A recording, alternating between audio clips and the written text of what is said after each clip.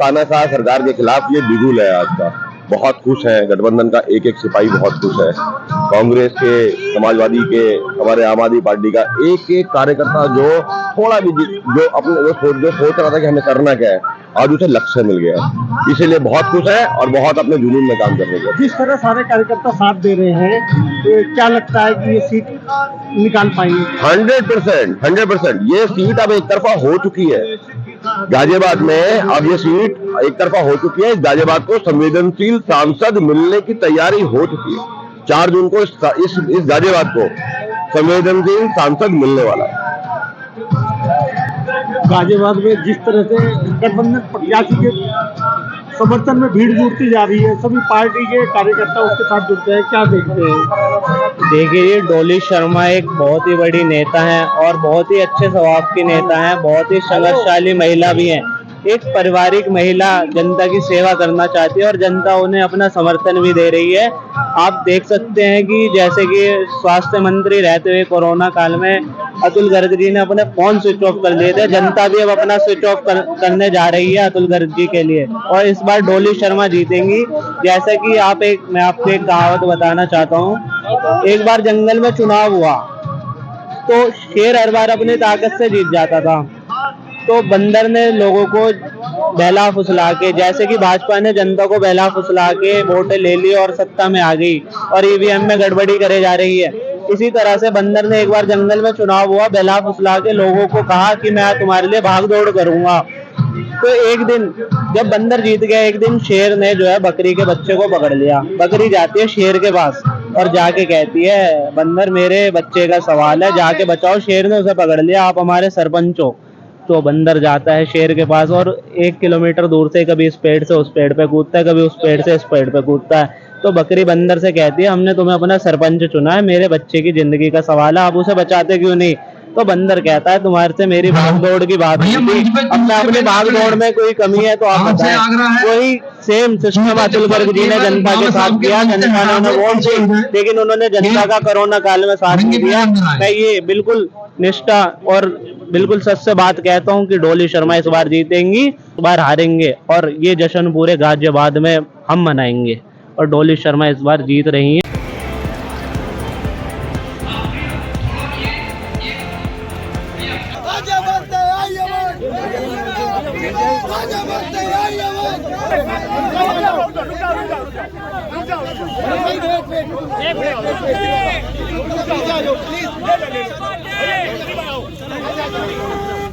भैया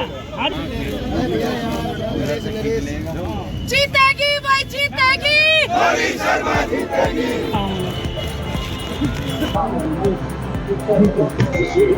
नहीं अभी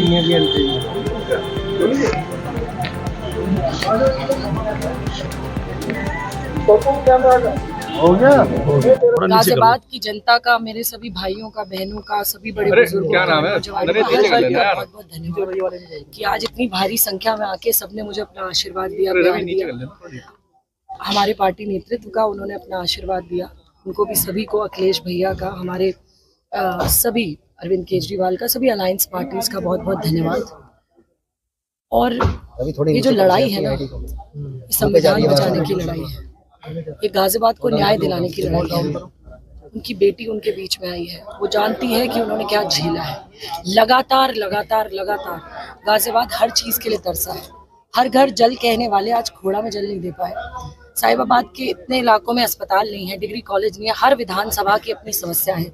एयरपोर्ट जो 2019 में फीता कटा था, एक उड़ान आज तक नहीं उड़ी। लोनी की इतनी बड़ी अस्पताल की समस्या, डिग्री कॉलेज की सेम समस्या, धौलाने की सीएससी जहां एक डॉक्टर नहीं है। ये गाजियाबाद में एमएमजी अस्पताल के डॉक्टरों ने कह दिया हम इतना प्रेशर नहीं झेल पा रहे। मुरादनगर में भी यही समस्या। तो जिस हिसाब से कि जनसंख्या बढ़ रही है, उस हिसाब से सुविधाएं मिल रही हैं?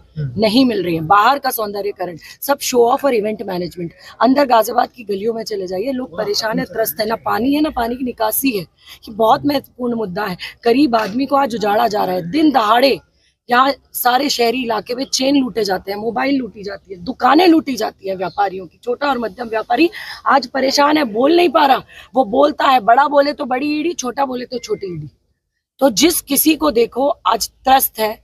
और जनता का साफ पता चल रहा है, ऐसा ऐसा देखने मिल रहा है कि मेरी गाड़ी रुको आकर लोग मिल रहे हैं, फोन ले लेकर लोग बात कर रहे हैं। तो ये समझ में आ रहा है कि वो सामने वाले प्रत्याशी जिन्होंने, जब कोरोना में लोग सांसों को चूज रहे थे, उन्होंने सांस छीनने का काम किया। स्वास्थ्य मंत्री होते हुए सांस छीनी है उन्होंने।